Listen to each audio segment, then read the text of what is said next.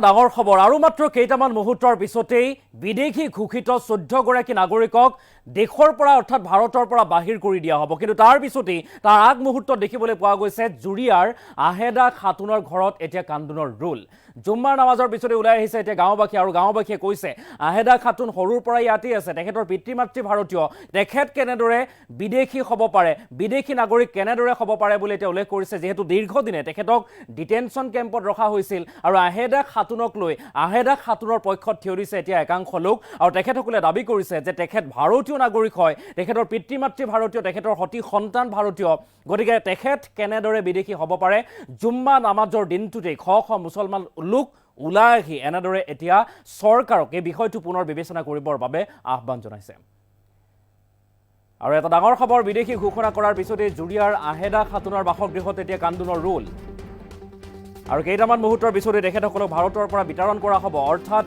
দেশৰ পৰা বাহিৰ কৰি দিয়া হ'ব আৰু আজি আছিল জুম্মা নামাজৰ পিছতেই আহেদা খাতুনৰ ঘৰত উপস্থিত হয় শ শ মুছলমান লোক আহেদা খাতুনৰ পক্ষত থিয় দি চৰকাৰক এই বিষয়টো পুনৰ বিবেচনা কৰাৰ আহ্বান জনাইছে দীৰ্ঘদিনে ডিটেনশ্যন কেম্পত ৰখা আছিল আহেদা খাতুনক ডিটেনশ্যন কেম্পত ৰখা হৈছিল বিদেশী ন্যায়াধিকৰণে বিদেশী ঘোষণা কৰাৰ পিছতে পৰিয়ালত এতিয়া হাহাকাৰ লাগিছে কান্দোনত ভাগি পৰিছে আত্মীয় স্বজন পৰিয়ালবৰ্গ শীঘ্ৰেই অসমৰ পৰা মহিলাগৰাকীক বিতাড়িত কৰিবলৈ যিহেতু নিৰ্দেশ দিছে জিলা আয়ুক্তই আৰু তাৰ পাছতে আজিৰ দিনটো লৈ যোৱা হৈছে আহেদা খাতুনৰ পিতৃৰ ঘৰ জুৰিয়াৰ চতিয়ানতো হুকাকুল পৰিৱেশে বিৰাজ কৰিছে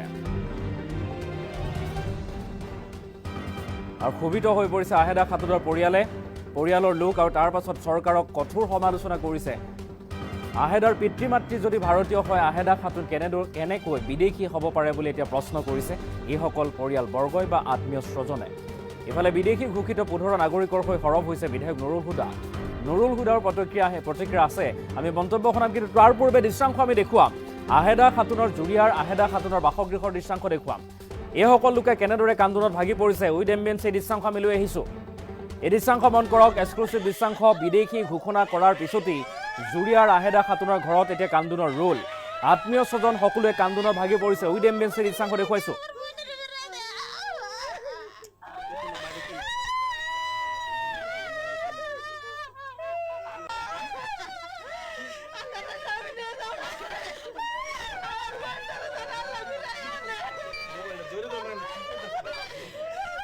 আৰু আমি এই দৃশ্যাংশ দেখুৱাইছোঁ এনেদৰে আহেদা খাতুনৰ আত্মীয় স্বজনে কান্দোনত ভাগি পৰা পৰিলক্ষিত হৈছে বিদেশী ন্যায়াধিকৰণে আহেদা খাতুনক বিদেশী ঘোষণা কৰে আৰু তাৰ পাছতে স্থানীয় একাংশ লোক আজি যিহেতু জুম্মাৰ নামাজ আদায় কৰিবলৈ গৈছিল মুছলমানসকল আৰু তাৰ পাছতে জুম্মাৰ নামাজ আদায় কৰিয়ে আহেদা খাতুনৰ ঘৰত বা পৰিয়ালত উপস্থিত হয় আৰু তাৰ পাছতেই তেখেতসকলে দাবী কৰে যে তেখেত হৈছে ভাৰতীয় নাগৰিক তেখেতৰ পিতৃ মাতৃ ভাৰতীয় তেখেতৰ সতি সন্তান ভাৰতীয় পৰিয়ালবৰ্গ সকলো ভাৰতীয় নাগৰিক তেনেস্থলত তেখেত কেনেদৰে বিদেশী হ'ব পাৰে তেখেত কেনেদৰে বিদেশী হ'ল এই প্ৰশ্ন কৰিছে এতিয়া এইসকল স্থানীয় লোকে বা আত্মীয় স্বজনে আৰু তাৰ পাছত চৰকাৰক কঠোৰ ভাষাৰে সমালোচনা কৰা পৰিলক্ষিত হৈছে বিদেশী ঘোষণা কৰা হ'ল 15 গৰাকী নাগৰিকক তাৰে 14 গৰাকীক আজিৰ দিনটো বিএছএফে লৈ যোৱা হৈছে বা লৈ গৈছে সীমান্ত পাৰ কৰি দিব ভাৰতৰ সীমাৰ বাহিৰ কৰি দিব এইসকল লোকক বিতৰণ কৰিব প্ৰত্যাৰ্পণ কৰিব কিন্তু তাৰ মাজতে ডাঙৰ খবৰ এগৰাকী এতিয়াও পলাতক অৱস্থাত আছে আৰু ইয়াৰে 14 গৰাকীক ইতিমধ্যে লৈ যোৱা হৈছে আৰু এয়া জুৰিয়াৰ আহেদা খাতুন যিগৰাকী বিদেশী ঘোষিত হৈছে তেখেতৰ ঘৰৰ দৃশ্যাংশ আমি দেখুৱাইছোঁ পৰিয়ালবৰ্গই কেনেদৰে কান্দোনত ভাগি পৰিছে সেই দৃশ্যাংশ আপোনালোকে দেখিছে এয়া দৃশ্যাংশ আমি দেখুৱাইছোঁ সকলোৱে কান্দোনত ভাগি পৰিছে আৰু তাৰ পাছত এইসকল লোকে চৰকাৰক দাবী কৰিছে যে পুনৰ বিবেচনা কৰক তেখেতৰ পিতৃ মাতৃ তেখেতৰ সতি সন্তান পৰিয়ালবৰ্গ সকলো ভাৰতীয় আহেদা খাতুন কেনেদৰে বিদেশী হ'ব পাৰিলে মন্তব্য আছে এই সন্দৰ্ভত জুম্মাৰ নামাজ আদায় কৰি এইসকল লোকে কি কৈছে সেই মন্তব্য শুনাব বিচাৰিছে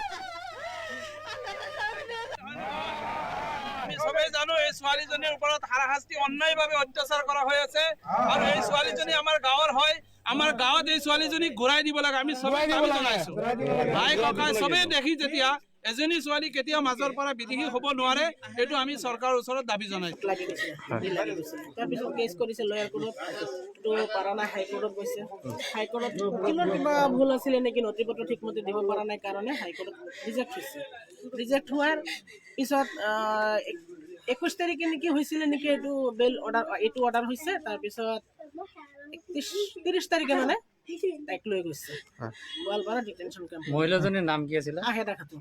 তেওঁৰ দেউতাকৰ নাম? আব্দুল হামিদ। দেউতাকৰ ঘৰ ক'ত? ঘৰ এইটোৱেই বৃহৎ বালিজন চতিয়ান। পশ্চিম চতিয়ান। আৰু গিৰিয়েকৰ? গিৰিকৰ ঘৰ জুৰিয়া বগৰীগুৰি। এইটোৱেই মানে আমাৰ এইটো মানুহ লাগে আৰু এইটো মানে ফৰেনাৰ ডিক্লেয়াৰ হ'ব নালাগে। নথি পত্ৰ এতিয়া চব ঠিকেই আছে, সুপ্ৰিম কোৰ্টো কৰা হৈছে।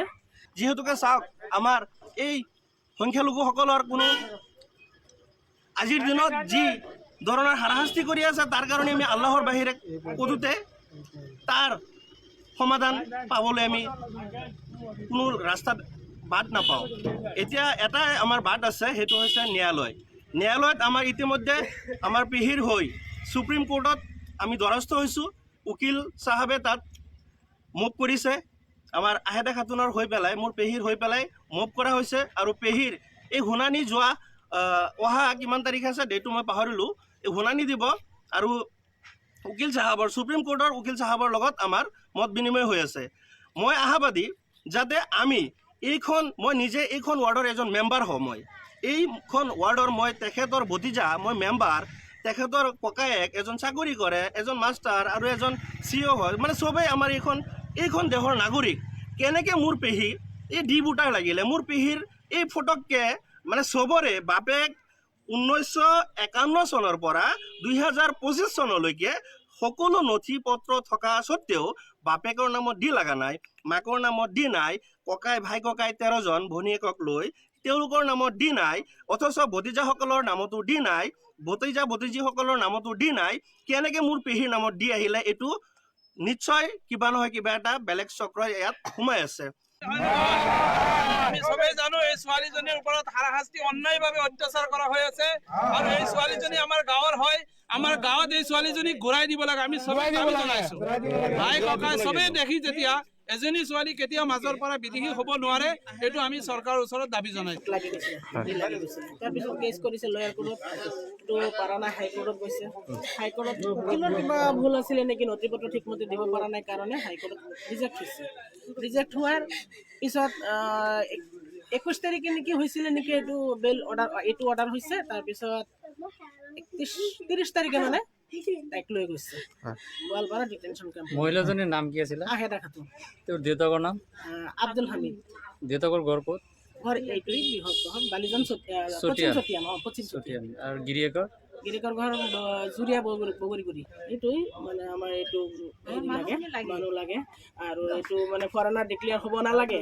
নথি পত্ৰ এতিয়া চব ঠিকেই আছে, সুপ্ৰিম কোৰ্টো কৰা হৈছে।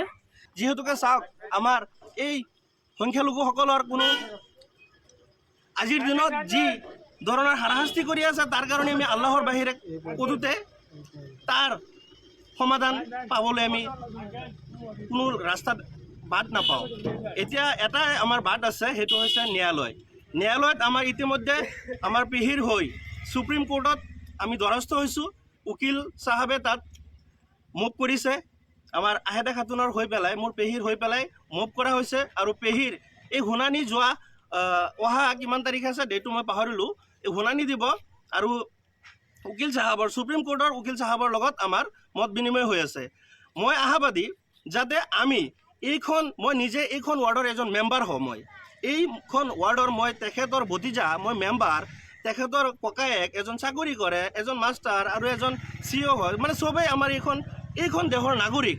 কেনেকৈ মোৰ পেহী এই ভোটাৰ লাগিলে? মোৰ পেহীৰ এই ফটককৈ মানে চবৰে বাপেক 1951 চনৰ পৰা 2025 চনলৈকে সকলো নথি পত্ৰ থকা স্বত্তেও বাপেকৰ নামত লগা নাই, মাকৰ নামত নাই, ককাই ভাই ককাই 13 জন ভনীয়েকক লৈ তেওঁলোকৰ নামত নাই, অথচ ভতিজাসকলৰ নামতো নাই, ভতিজীসকলৰ নামতো নাই।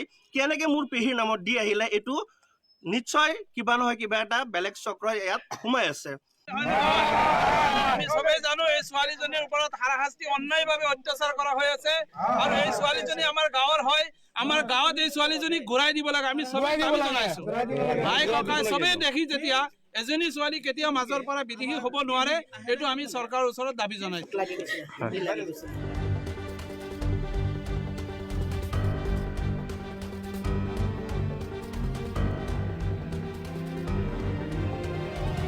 আৰু উইথ এম্বিয়েন্স আমি সেই দৃশ্যাংশ পুনৰবাৰ দেখুওৱাৰ চেষ্টা কৰিম।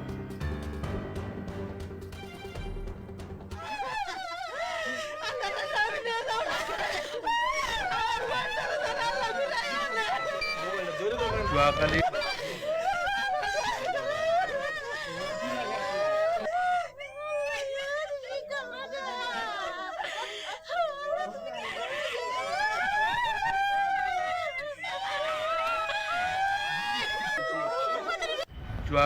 নগাঁও জিলা আয়ুক্ত ডাঙৰীয়াই যি 15জন বিদেশী নাগৰিকক 24 ঘণ্টাৰ ভিতৰত দেশ ত্যাগ কৰিবলৈ যি নিৰ্দেশ দিছে, গতিকে এই নিৰ্দেশটোক যুক্তিসংগত হোৱা নাই। যিহেতু নিম্ন আদালত বা ফাইনান্স ট্ৰিবিউনেলে এটা ৰায় দিছে আৰু সেই ট্ৰিবিউনেলে ৰায় দিয়াৰ পিছত সেই মানুহজনে হাইকোৰ্টত গৈ আপিল কৰাৰ এটা সুযোগ পাব লাগিব। হাইকোৰ্টে ৰায় দিয়াৰ পিছত সুপ্ৰিম কোৰ্টত আপিল কৰাৰ কাৰণে এটা সুযোগ পাব লাগিব। গতিকে সেই সুযোগটো নিদিয়াকৈ কি ধৰণে তেখেতে 24 ঘণ্টাৰ ভিতৰত অসম ত্যাগ কৰিবলৈ জাননী দিব পাৰে। গতিকে আমি এই বিষয়ে যিহেতু আজি উচ্চ ন্যায়ালয় বন্ধ হ'ব, আমি কেছটো কৰিব নোৱাৰিম। গতিকে আজি মানৱাধিকাৰ আয়োগক আমি অলপ পিছতে মানৱাধিকাৰ আয়োগক আমি আবেদন দিম যে মানৱাধিকাৰ আয়োগে এই বিষয়টো চালি জাৰি চাই এই লোকসকলক যাতে অযথা হাৰাশাস্তি নকৰে, তাৰ কাৰণে আমি এটা আৰ্জি পেছ কৰিম। যোৱাকালি নগাঁও জিলা আয়ুক্ত ডাঙৰীয়াই যি 15জন বিদেশী নাগৰিকক 24 ঘণ্টাৰ ভিতৰত দেশ ত্যাগ কৰিবলৈ যি নিৰ্দেশ দিছে, গতিকে এই নিৰ্দেশটোক যুক্তিসংগত হোৱা নাই। যিহেতু নিম্ন আদালত বা ফাইনান্স ট্ৰিবিউনেলে এটা ৰায় দিছে আৰু সেই ট্ৰিবিউনেলে ৰায় দিয়াৰ পিছত সেই মানুহজনে হাইকোৰ্টত গৈ আপিল কৰাৰ এটা সুযোগ পাব লাগিব। হাইকোৰ্টে ৰায় দিয়াৰ পিছত সুপ্ৰিম কোৰ্টত আপিল কৰাৰ কাৰণে এটা সুযোগ পাব লাগিব। গতিকে সেই সুযোগটো নিদিয়াকৈ কি ধৰণে তেখেতে 24 ঘণ্টাৰ ভিতৰত অসম ত্যাগ কৰিবলৈ জাননী দিব পাৰে। গতিকে আমি এই বিষয়ে যিহেতু আজি উচ্চ ন্যায়ালয় বন্ধ হ'ব, আমি কেছটো কৰিব নোৱাৰিম। গতিকে আজি মানৱাধিকাৰ আয়োগক আমি অলপ পিছতে মানৱাধিকাৰ আয়োগক আমি আবেদন দিম যে মানৱাধিকাৰ আয়োগে এই বিষয়টো চালি জাৰি চাই এই লোকসকলক যাতে অযথা হাৰাশাস্তি নকৰে, তাৰ কাৰণে আমি এটা আৰ্জি পেছ কৰিম।